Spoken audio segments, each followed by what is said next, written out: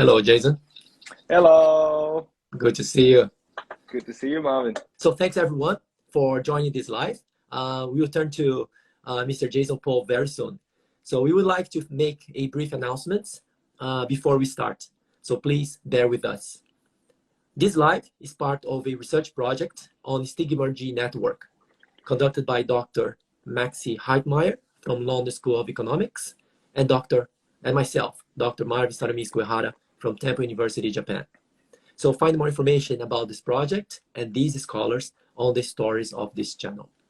So this live is also a part of a series of workshops organized by up+gen, featuring extraordinary individuals who have been making positive impacts in their communities across time and space by leaving reproducible and scalable digital traces.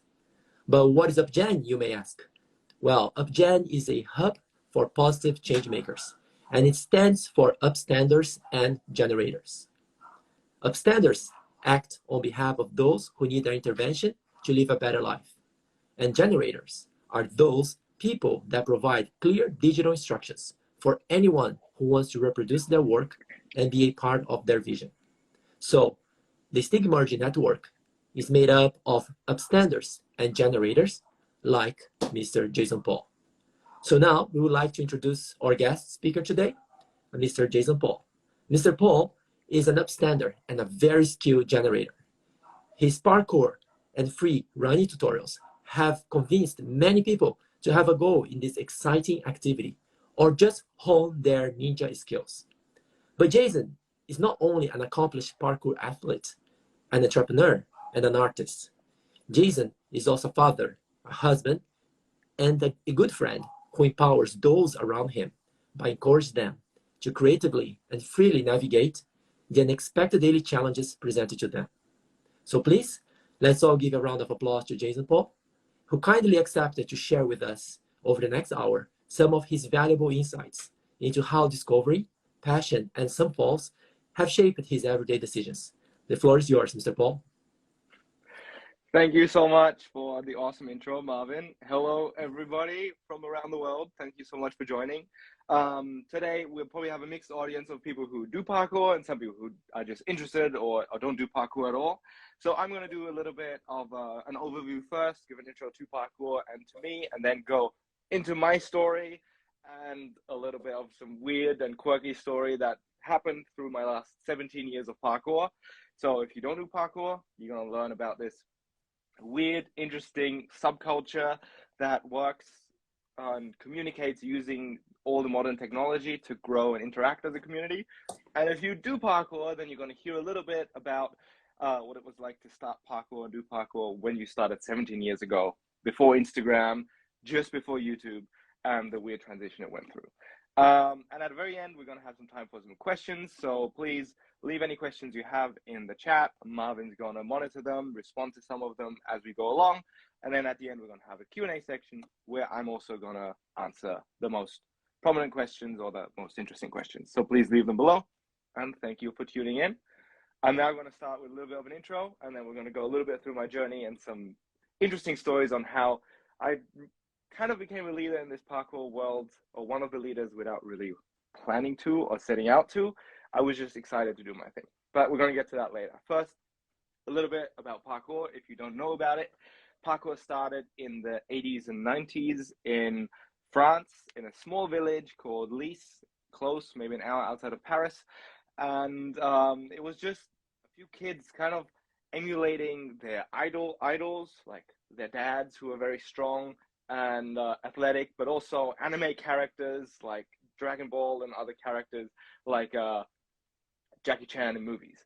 And that kind of became a online phenomenon eventually, but first it was discovered by news channels and TV filmmakers who made these documentaries about parkour and let it to spread. And of course, parkour is about climbing and jumping over obstacles in the urban environment. Some would say it's going from A to B in the most efficient way, but it has evolved over time to include a lot of freestyle elements and acrobatics.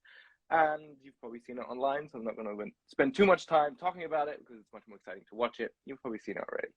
Intro to myself.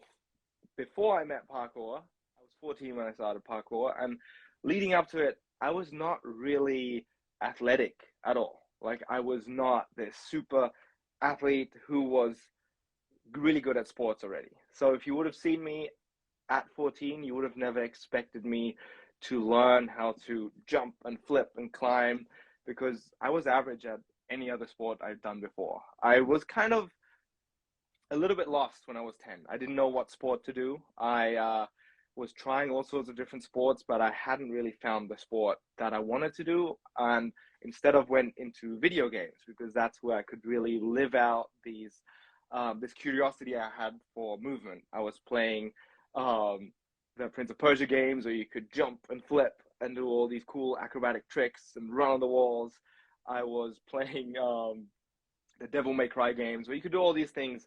But in the end, I was not really being athletic. I was spending most of my time in front of the screen, which eventually led me to learning about parkour. I learned about parkour not like most people today on YouTube or Instagram. I found parkour in the movie Yamakasi on DVD, and also in a TV news segment that was just like 2 minutes where they talked about parkour.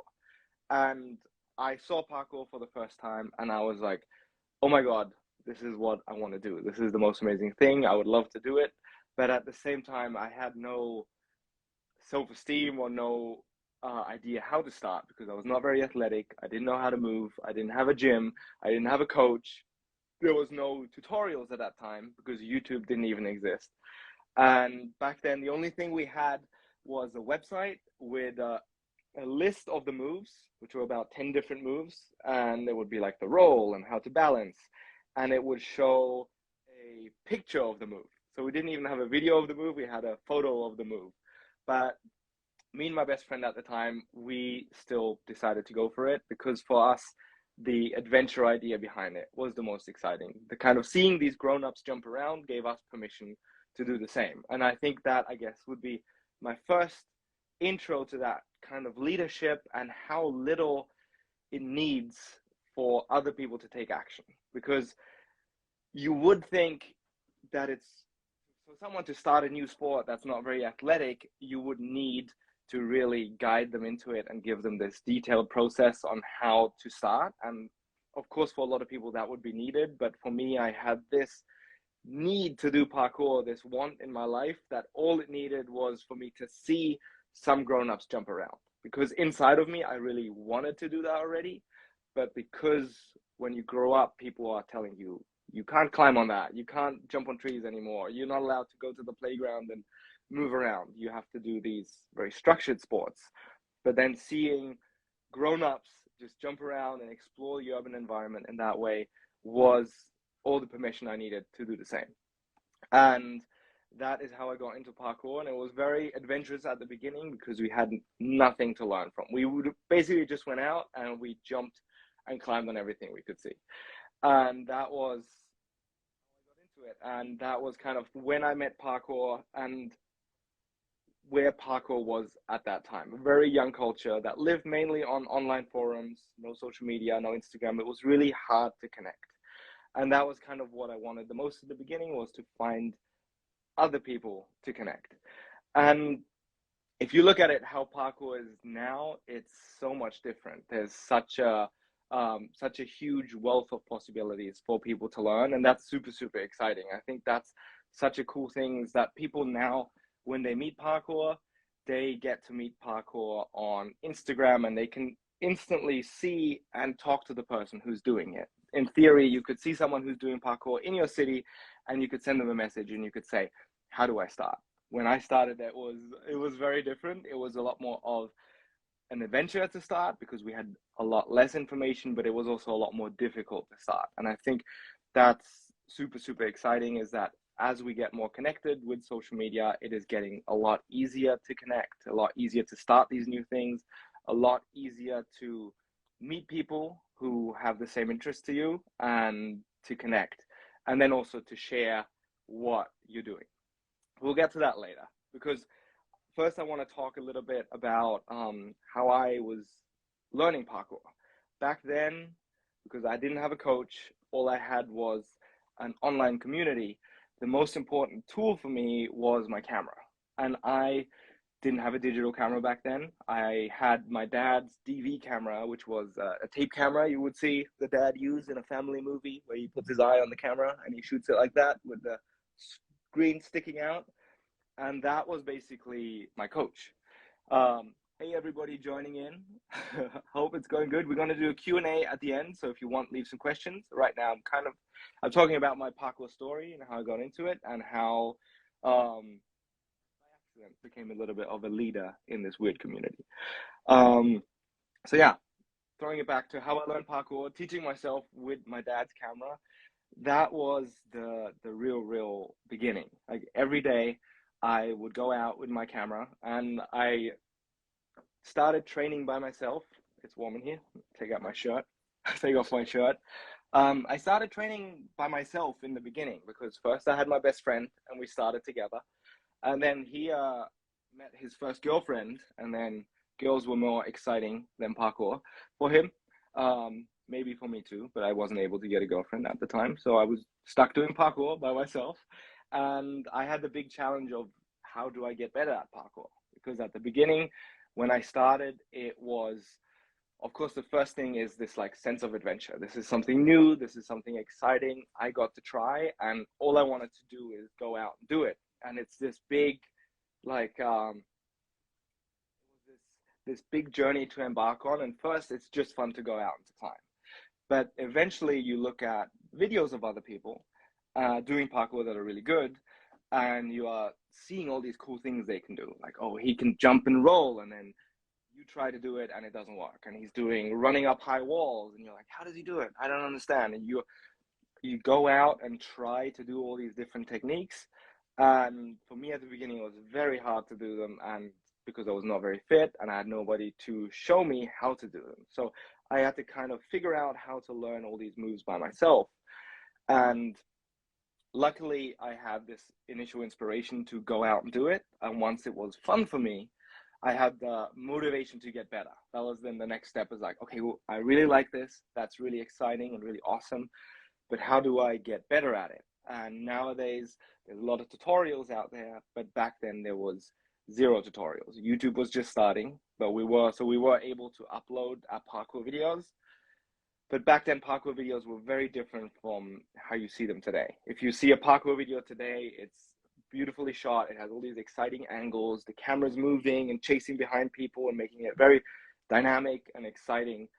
And if you compare to the original parkour videos, they were very boring because all the videos we made in the beginning were not to show exciting tricks. It was just to get feedback.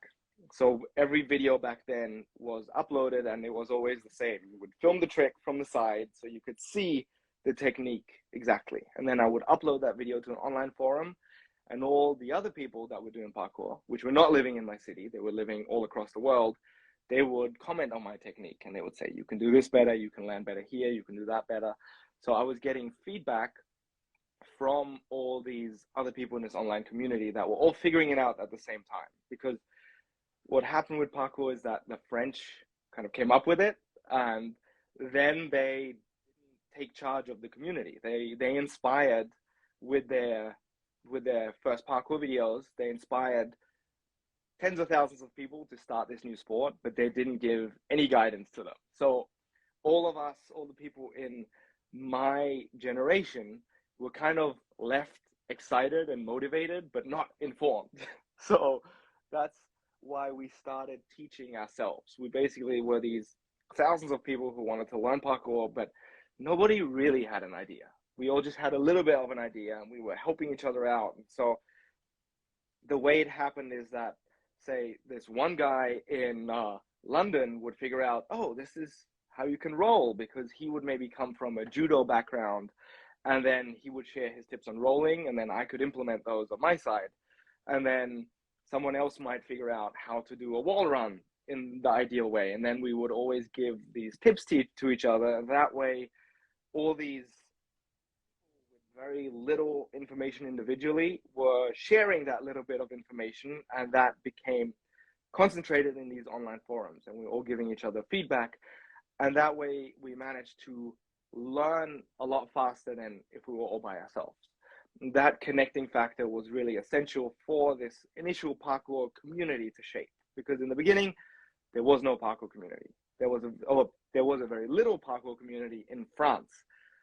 And then when their videos came out, mushrooms started to grow of little parkour communities all around the world who were completely clueless, but connected through the internet. We were all teaching ourselves. And filming us was a very important tool of that. And for me, one technique I very early used is I would go out and I would try a trick. So I would try a Kong vault, which is like a gymnastics vault where you go between your arms over a wall. And then I would film it from 4 different angles, and then I would come back and I would watch my favorite athletes, the French athletes, and how they do it. And I would compare it frame by frame and look at them next to each other. And that way, I could really improve my skills, which was very useful, obviously. And what's really cool to see is that it's really valuable to share what you know, even if you don't understand the big picture, because that is really the old school model would be, right, there would be the one central hub of knowledge where you can go to learn. Like you go to the dojo of Tai Chi. That's probably wrong because Tai Chi is Chinese and dojo is Japanese, but you would go to the temple to learn Tai Chi in China or the Kung Fu in China, and they could teach you everything because that was the central hub of knowledge, but you had to use a lot of resources to go there. But in this generation, it's really easy for us to all know a little bit and come together and teach each other. So that's good for, it was a valuable lesson for me, is that it's okay to share what you know, even if you don't know everything, because exactly that little puzzle piece of your knowledge that comes from your unique story and experience could be exactly what somebody else needs. And then if you connect those together, you can create something completely new. And because you're communicating on a public platform, everybody else can benefit from that. And that's this really awesome dynamic that started in these very early parkour platforms and has now evolved to the ecosystem we have now, which is so much different. So if you remember back then, I would go out just with my camera and I could film myself, but I didn't have a phone with video functionality. So I'd have to go back home, transfer the tape over to my computer and then upload it to a forum or then compare it side by side. Now, the really cool thing is that I can do all of that instantly. So what I do today is every time I go out to train, I have my phone with me. I have a little tripod with me. So still today, I'm using exactly the same technique I used back then, which is I try a new trick. And in parkour, a lot of times you feel like you're doing it a certain way. For example, you might do a backflip with a kick and you're like, oh, that was an awesome kick. I completely had my leg extended. And then you look back at the video and that gives you very honest feedback and you can see you didn't do it exactly right. So usually by filming it, I give myself instant feedback, but then I can also have the video of my favorite athletes side by side. So every day on Instagram, I follow my favorite athletes. And if one of them does something and I'm inspired by it, then I will save it. And these athletes can be all around the world and they can be from different sports. They can be from different skill levels, but if they're good at one single thing, then that will be my point of inspiration. And I will save that in I have a little folder on my phone and Instagram with movement inspiration. And then every training session I can go in there and I can look at what they do and then I can try it myself and I can then compare them side by side. And that's a really useful tool that I wish I would have had starting out, but I'm already really lucky that at least I did have this online community.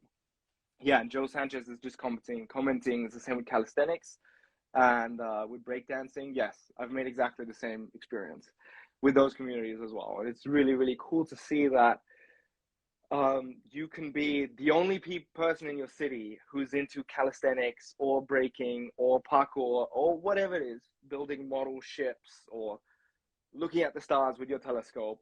You don't need to find somebody in your community to learn from.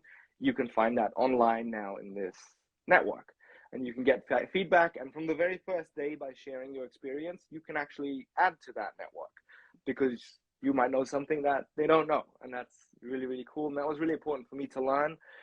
And that's kind of something that I've carried into my practice now. Like recently, I've been starting learning more breakdancing, and I'm very self-conscious to be dancing, but I'm forcing myself to film it when I go out and to share it on my social platform. And that's, I have a lot of resistance in myself to do that, because for me, I have a lot of impressive tricks I can already do. So for me, I could easily go out and I could do the a cool wall flip or a big jump, and then I could post that and I could get applause and positive feedback. But of course, that is really not as valuable to me as negative feedback, or as constructive feedback, let's say. So what I force myself to upload is not just only my proudest moments, I will also always try to upload the things I'm really struggling with. Because the cool thing I've experienced is that as soon as I put myself out there, all these people will land in my inbox to give me feedback on what I'm doing. And it's so wonderful that you can build this community now. And you can do that whether you're a professional in the sport and at a high level or at the very beginning, because all the pros in the sport, they know what it was like to be a beginner. So if you upload something and you're saying, hey, this is something I'm working on, or this is something I'm struggling with, and you're part of this online community, then it's very likely someone will message you and give you exactly the tip you need, or at least something to try. And one way to do that is by just joining these communities, commenting on people that you are inspired by, and it's very likely that they will take notice of what you do. So that is kind of the environment we're in when it comes to teaching. Because at the beginning, of course, for me, everything in the sport was just about learning how to get better. I wanted to improve. I wanted to build my skills. And that's the beginner mindset that I still try to keep alive now by showing my weaknesses online just as much as I show my strengths. And as you then might progress in the sport, the next thing that came up to me is that without really wanting to, I evolved to become more of a teacher or leader in the community. And that is kind of the next phase of my journey, was becoming the teacher.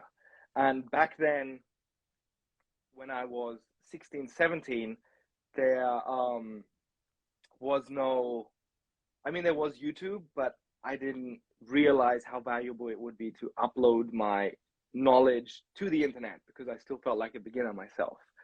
But one of the things we did was we would host these free workshops, because when I was 16, there were still very few people in my city that did parkour. And the thing I wanted the most is I had found this new passion. I was part of an online community that I could share it with, but I wanted to build a local community that I could go out and train parkour with. And the 3 or 4 people that were doing parkour in my city and we had the idea to host these free workshops. We were thinking, what could we do to grow the local community? So once a month, we would host a free workshop in my city, and people would show up to that, and we would give them an introduction to parkour. And another thing I would do is I would ask people, or I would offer for people that want to learn parkour that I could kind of show them the ropes. And there's one really, really funny story from from one of these interactions I had that is absolutely ridiculous. So back in the day, I was on MSN, and this one guy messaged me, and he said, hey, I want to learn parkour, and I've never done it before. Can you show me? And I said, yeah, of course. Meet me at the main station. We would always meet in front of McDonald's, and at this time. And he said, okay, cool. I'll see you there. You can see me. I will have a white sweatshirt and Puma shoes. So 16-year-old Jason went to the main station to meet this guy and teach him parkour, and went to McDonald's, and he was right there, white sweatshirt and Puma shoes. So I went, hey, good to see you. Let's go. And we went out in front of the station, and I basically just went right into it because I was so passionate about the day. I didn't even really take the time to talk to him. I just said, okay, cool. Here's a rail. Let me teach you all the basics. So I taught him how to jump, how to land, how to jump over the rail, how to swing himself through the rail. And then we moved on to other spots, and I really took my time for 2 or 3 hours to show him all the basic moves of parkour. But in between, it was kind of weird because he would always talk to me about his childhood. He would talk about playing football and what it was like and going to school. But I didn't really listen. I just wanted to do parkour with him and show him how to do it. So I just kept going and going and going until at some point he talked to me about his teacher in elementary school, but he was talking about it in a way like I was there. He was like, "Do you remember when this teacher would do this in this class with us?" And I was like, "No, I don't remember that." He's like, "What do you mean you don't remember that?" I was like, "I don't think, what school did you go to?" And he said, "Oh, I went to this and this school." And I said, "That's not the school I went to. Why do you feel like we went to school together?" And he told me, "Oh, is your name not Michael?" And I was like, "No, my name is not Michael. My name is Jason." And he's like, "What do you mean?" So it turned out I picked up a complete stranger who didn't want to learn parkour and gave him a complete beginner workshop because I was so passionate and excited about him that he didn't even want to say no. Basically, what he was there to do is he was there to meet a childhood friend that he hadn't seen in 10 years. So we met up and he had no intention to learn parkour at all. But because I was so passionate and excited, I just took him along. And I think that's just this crazy weird memory I have from when I would show all these people how to do parkour in my community. But the cool thing is now that really you don't have to do that anymore. Yes, it's the most powerful way to show someone parkour is still to go and do that in person and really be there with them and walk them through everything. But of course, you don't necessarily have the luxury to do that because people are spread all across the world and it's sometimes not the most effective way to do it. Now, it's so cool to just be able to upload a tutorial and share your information on the internet, and then anybody can learn it all around the world. Like I have this one kid I used to talk with who lived in the middle of nowhere in Mongolia. He's originally from Australia, and his family moved to Mongolia into the middle of nowhere, and they would do these organized horse tours through Mongolia for tourists. But of course, there's nowhere for him to really learn parkour or do parkour because he's in the plains of Mongolia. But he would build these setups and he would watch online tutorials and he would teach himself. And that is what I've been doing in the past a lot more, is I've been filming these online tutorials because I realized that is now the most useful way to scale knowledge, is to really just tell your camera and then anybody around the world can learn it themselves. And I've done many different videos. I've done many videos with Red Bull that are very exciting, where we race through an airport and I jump into an airplane, or we go to an ice city in China and we capture these breathtaking images. And I think these videos are very important because they can get millions and millions of views and they can excite people and kind of give some attention to parkour to people that haven't seen it before. But then I also create content like online tutorials, and one I made is a 90-minute beginner guide that's for free on YouTube.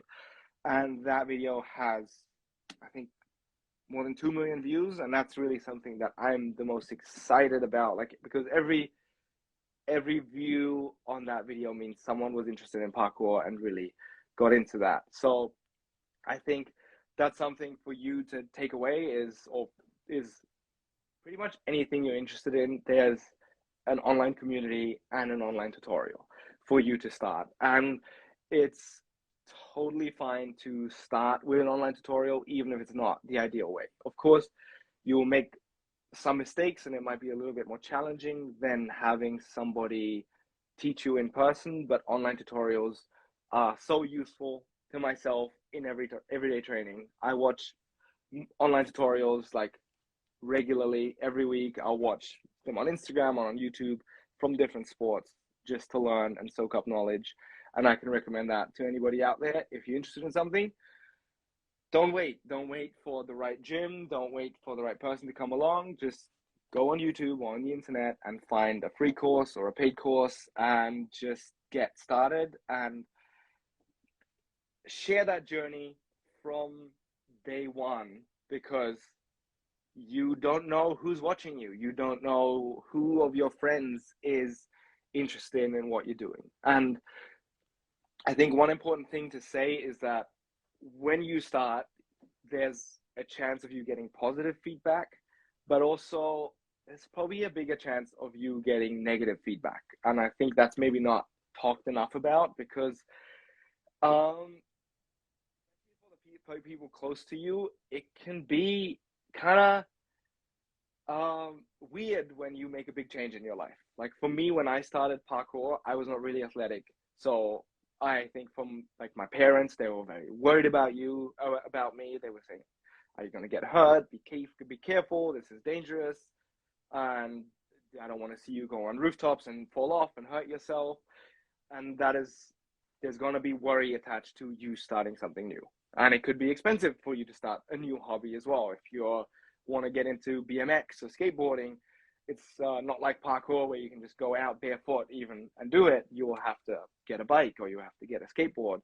And there will be some resistance from people when you start something new, especially if you share it.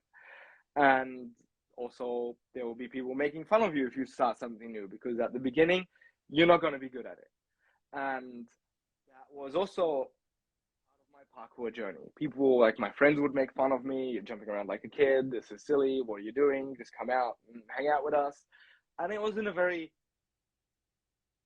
loving way. I didn't want to make my friends look like these negative people. But when you start something new, and it's kind of weird because nobody else around you is doing it. It will be perceived as weird, likely. So people will poke fun of it, and that can be very difficult in the beginning.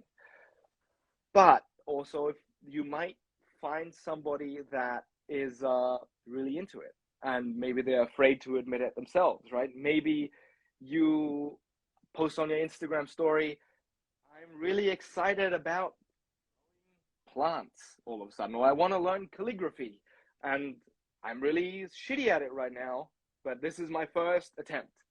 And I think by sharing that, yes, there's a chance of people making fun of you or saying, what are you doing? This is a waste of time. But there's also a chance of somebody you don't even know about saying, oh my God, I've always wanted to try that as well. Why don't we do it together? Or I've also started it recently, but I didn't talk about it. Or someone you don't know at all from around the world will see that you posted with the hashtag calligraphy, and they will say, oh, try this technique, or this is my favorite pen, or you don't even check this resource out. So I think there's a lot of value by sharing in every stage across the journey. So that is the teaching aspect. And I was very fortunate that my journey went beyond that. I managed to also compete and become a sponsored athlete. And later on, with some friends, we started creating the very first parkour clothing brand that was made by athletes for athletes. Because when you imagine parkour back then, there was not really a way for people to make a living. When I started parkour, there was no sponsored athletes, there was no competitions. The only way to really make a living from parkour was to either do stunt work and go into movies, or to do commercial work where you would do a car commercial that would be on TV, or you would do coaching, you would give workshops for kids and that kind of stuff, which are all really awesome jobs. I've done all of those except stunt work. But what would used to happen in our community is that as soon as someone would become really good, they would become a stuntman, and all of a sudden they would move out of our community. So me and my friends, we really loved creating these parkour videos that were very community focused. So if you think about parkour, you can film parkour in a way that is very mainstream. You can shoot the tricks that are the most exciting to the everyday person, like a standing backflip, for example, is like the standard trick that is really, really easy and unexciting for everybody who's very good at parkour. The standing backflip is like, whatever. So many people can do it. But for the normal person, they love just seeing a standing backflip. So we kind of would have the choice when making parkour videos. We could say, let's film something that's exciting for anybody, or we could make something that's exciting for our community. And at that time, if you were doing something that's exciting for anybody, you could make a living. But if you were doing something that was exciting for just the parkour community, you couldn't really make a living because it was such a small community. But me and my friends were very excited about making these very community focused videos. So we said, why don't we just make them and see if we can then find out a way of making a living. So we would spend months and months and months of work shooting and editing and crafting these videos to then upload them. And the name we used was Farang, which was kind of the project title that later turned into a brand. And eventually, through some through random interactions we had, we got the idea of creating a clothing brand. We had this businesswoman approach us, and she was seeing the videos we were making. And originally we wanted to get sponsors for the videos, but she was saying, why don't you just create a clothing brand? Because that way you can use the videos to market the clothing, and you can then sell that clothing online to make more money to fund the videos. So we thought that was a really fun idea, and we wanted to do it with her. And we're doing all the work to do the designs for the clothing and prepare all the videos. But then something changed in her situation. She decided, oh, I don't want to do this clothing brand thing anymore. So, sorry, I'm out. So me and my friends were left with all this excitement to create a clothing brand, but no know-how how to do it. And we decided, you know what, we're just going to do it ourselves. And we started making our very first t-shirts at first. And that was a very exciting new journey that we were brave enough to embark on, because all of us had started parkour with no knowledge on how to do it. And we now felt comfortable doing something that we had no idea on how to do. And that was the start of this clothing brand that we then grew and grew and grew over the last 10 years now into a clothing and shoe brand it is today that's sponsoring multiple athletes. But that was also, if I take it back to the leadership aspect, I think what inspired us was two things. One, it was this random person that believed in us and had a lot of expertise and was just telling us, you can do it. And even once she disappeared, we still felt like we could do it, and because just that one person believed in us and said it's possible. And the other thing was that we were looking at other brands like skateboarding brands and snowboarding brands and wakeboarding brands, and we realized there are these people who are creating content and products just for their niche, and maybe we can create that for our sport as well. And again, everything we did was kind of for ourselves. We weren't trying to inspire others to necessarily do this. We were just creating the life that we wanted to live. We were united together. We wanted to do parkour. We wanted to make videos, and we wanted to do that as much as possible. So we wanted to figure out how to make a living doing that. And by doing parkour the way we wanted to do it, we inspired a lot of other people to do it, and we made this positive impact without even trying. By making videos, we did exactly the same thing. We got a lot more people excited about videography and filmmaking, connected with parkour and the parkour culture. So that aspect of the community grew. And as we started making clothing and that became a growing business, a lot of other people around the world started using this business model and starting to do their own version of it. So fast forward now, you have a lot of other athlete-run brands who are creating clothing and creating videos using this business model to sponsor their athletes. And for us, along the way, we were always sharing the knowledge we had. For us, I think a lot of people feel like they come up with this idea and they want to keep it to themselves because they think they have something special, and they want to have the whole pie, the whole cake to themselves. But for us, we always thought the more we can share this and the more people that do it, the healthier our community will become.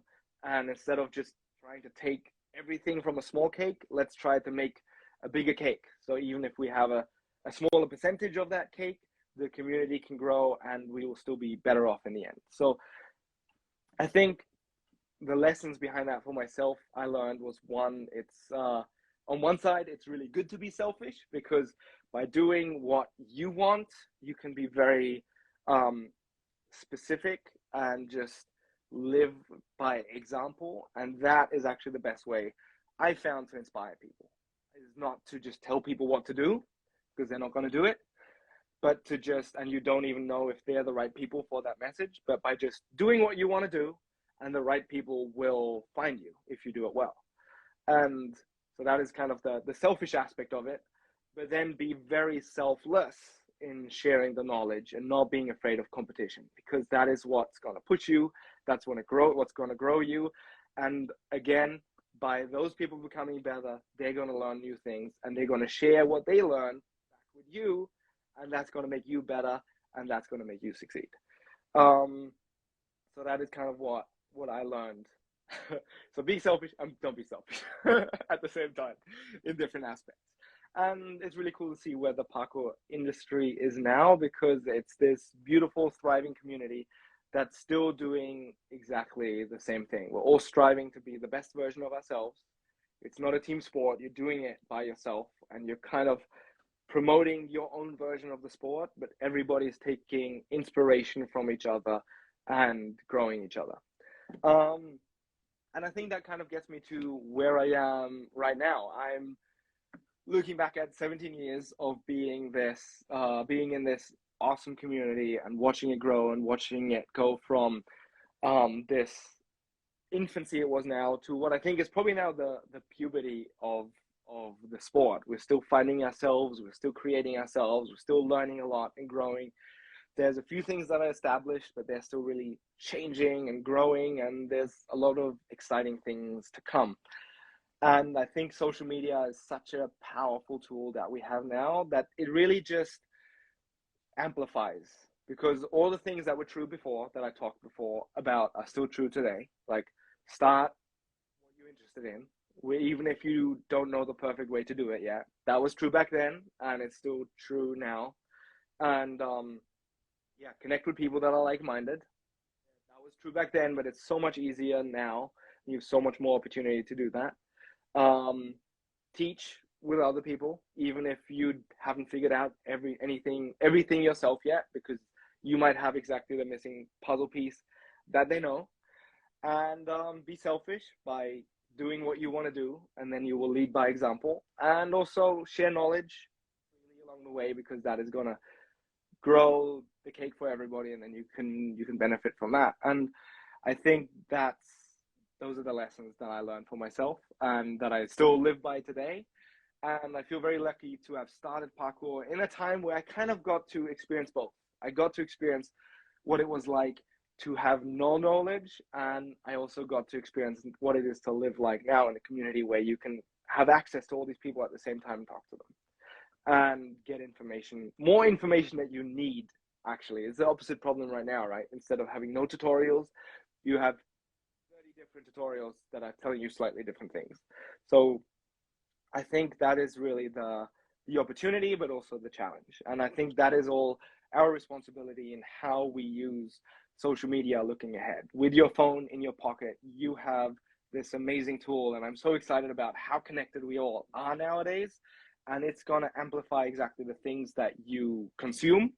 So if you're going to watch tutorials and movements and people doing things that inspire you, and watching people that you idolize, the algorithm will show you more of that. On the other side, if you watch things that make you upset and are negative, then the algorithm will feed you a lot more of that. So really, I try to control what I consume, because I know social media is this amplifier that will feed me more of that. And then also what I put out is also what's going to come back to me. If I share what I'm interested in, then I will attract experts in that field or other people that are beginners that I can have as companions on this journey as I start something new. And I think it's going to be really, really exciting the next decades, because for example, as I went to India 10 years ago the first time. And it was really exciting, because it's this place with millions and millions of people who are living their lives and in their community. But then going back this year again, for a big production, it was really exciting to see how many people have phones. Like you have wealthy people with phones, obviously, but you have also people who live on the streets, and you would see them on their smartphone.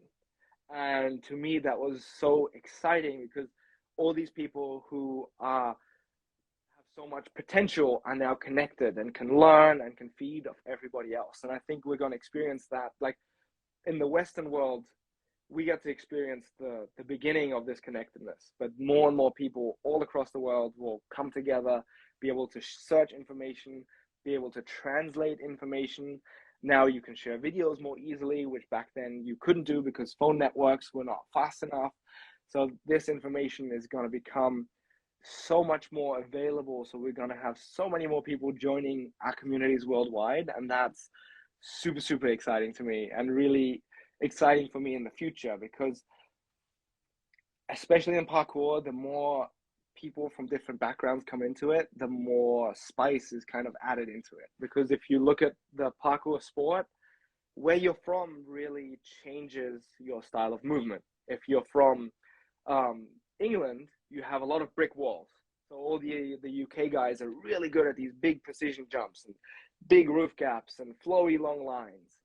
But then if you go to Russia, for example, they don't really have those walls. They have these abandoned buildings, so they can get really good at doing stuff at heights, and they can flip into snow in winter. So they're really getting good at these acrobatics. And they have these bar parks that are from the Soviet era from war times, where they would have these military style obstacles set up. And so they would get really good at swinging on bars and these combining that. And then the Russians sharing that with the UK guys, sharing that with people from other communities, really added a lot more spice into the parkour world. And I'm really excited for when a lot of other places of the world come online and share that. I think it will add a lot more diversity and excitement and potential to the sport. And I think we can benefit that. And I think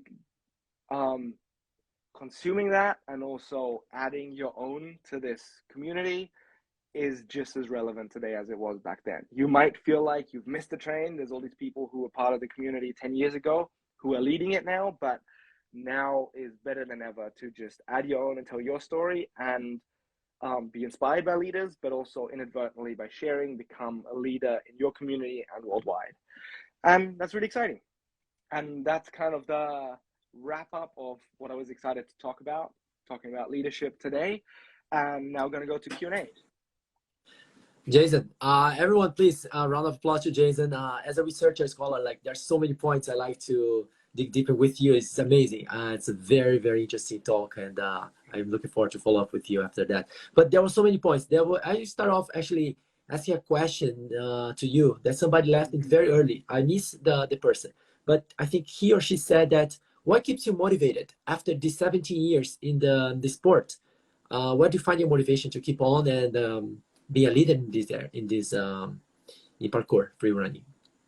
I think what keeps me motivated to do it are I'm not motivated by new tricks anymore. It's not like to an extent, I want to learn a new trick and I learn moves that I'm excited about, but it's a little bit more like meditation nowadays. It's like, what motivates you to meditate every day? It's like, well, because it makes me so much more balanced as a person. And I think that's the role parkour has in my life.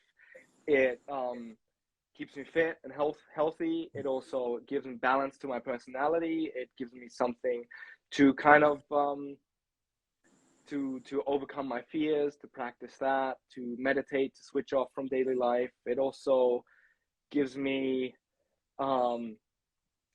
what was it? I had something else, but it's kind of more the soft skills, the personal benefits I get from it now. It gives me a community, obviously, and it's just something that forever will make me a more balanced, more stronger person. And I think that's what keeps it interesting, not necessarily the new tricks.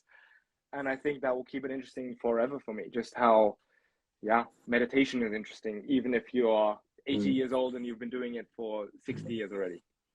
So interesting what you said. So you gave so much to the community, to the sport, but also how much the sport, the community gave a lot of things back to you.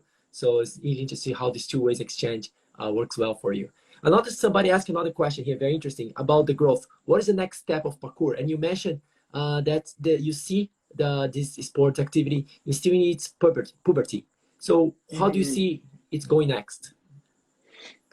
I think it's gonna grow. It's gonna have more facets to it. I think that's what we've been seeing is that, for one, athletically, the level has gone a lot higher, which means in all the different, let's say, if you imagine parkour as gymnastics with different disciplines, like in gymnastics, you have the high bar, you have the floor, you have the beam. Parkour is similar in that way that you have athletes that are specialized. And back in the day when the skill level was lower, you had a lot more athletes that were good across the board. And now you have a lot more athletes that are really specialized in one thing and excel as that. And that's kind of their signature.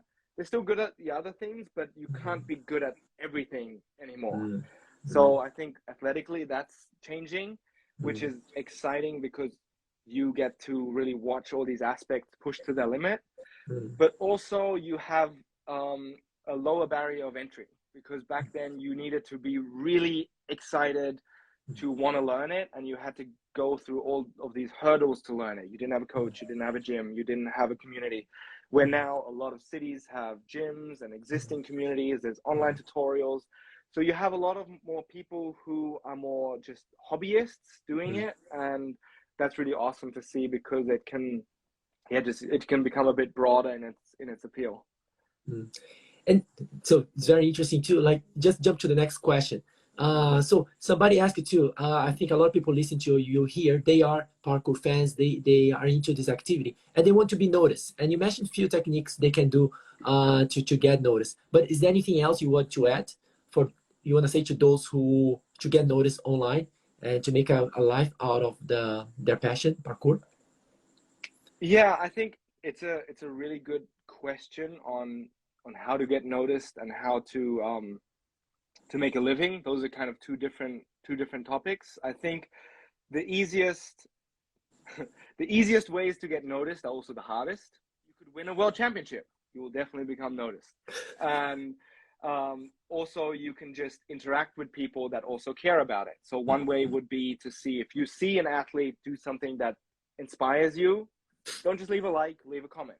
And I make my comments on Instagram, and if I see the same person comment on my stuff every day, eventually I'll notice and I'll go to their profile and I'll look at what they're doing. So that's a really good way of getting noticed. And what I realize in our sport is also, as soon as somebody comes who adds something new that's original, everybody will amplify it. Like, there's so many times where a new athlete will post, like, because there's all these people that do parkour that have a large audience now, that have 20,000 or 100,000 followers or 200,000 followers and more, and all follow each other in the community. Like, I know every other parkour person that has a name in the sport. I know them personally because I've been going to events, but I also follow them on social media. So all of us kind of always have our feelers out. If I go to Malaysia to a jam and I meet this kid who's absolutely amazing, then I'm gonna film what he's doing and post it on my story, and then all these other people will see it. Or someone will stumble across a clip from this crazy kid from Japan who's on the super high level and he's just 9 years old. And then that day you can see it spread like a fire. Like, one person will share it, the next person will share it, and all of a sudden that one clip has 1,000 views. And now, even though that person's audience might only grow by 300 people, those people are probably really prominent figures in the community, because we all really care about it, and we see someone come up who has potential, we're automatically interested in and engaged. So I think if you want to be noticed, I'm good at it, and connect with the people and appreciate the people that do what you love. And once you become good at something, share it and post it online, and you will get the appropriate reaction. So yeah, I think it goes back to this point you emphasize in many different ways throughout your talk today. Really share your journey, even if you don't know the big picture, because there's so much valuable lessons you can get from positive and negative feedback from people close and far from you. So I think this is a lesson that all of us should keep close to your heart and move on with that. So Is there any other, I just opened out, is there anyone here joining us who would like to ask a question to Jason? A last minute question? Let's So go. I have, if there's any, like I opened for everyone now. You know, I have one here. So you mentioned India. That was very interesting. How amazed you were for those people in India. You all connected using the phone, and how that, in some sense, blew up your mind. You was like, "Whoa, what's going on here?" So can you provide some more insight? How actually does, and then what? And also you mentioned in your talk how the internet plays so many different roles in growing the sport, in learning, and provide this feedback, connecting. So can you, in your analysis, you seem to be a very analytical, bright person as well. So how do you see the internet, this connectivity, and parkour? Where do you see all these moving on together? I think that now we almost have like the few barriers that we kind of crossed the last years was, one, you have fast enough data now that you can view video on the go anywhere you are. You don't have to be at a computer. And phones have gotten so much cheaper that anybody can afford a phone, smartphones, and you can watch videos. So now all these people can watch videos wherever they are, and they can also watch them anytime and have a device. Also, now you have translation available, which wasn't a thing back then. There was a lot of information online, but there was a huge language barrier, which is, I think, a reason why you see some countries like in Asia are not up to speed yet when it comes to parkour communities and development of the sport. They're catching up really quick, but Europe is still ahead because they have the ability to meet people in person. And then you can also see the US is really far ahead when it comes to gyms and big communities because there is not much of a language barrier to Europe. And also they have a very entrepreneurial culture. And I think that will happen more in Asia as well. For one, also the sports become more established, and I think Asian parents are a little bit more strict when it comes to sports and more focused on education. So I think as it becomes more established, as more people are making a living, as it becomes more of a career path, and also as more young people become connected, they will find talents much earlier, and they'll get support much earlier, and that will all kind of come together to grow these sports in other communities.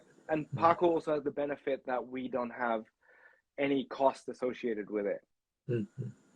Yes, thanks for those valuable insights, and I'm taking a lot of notes here to make sure we pursue.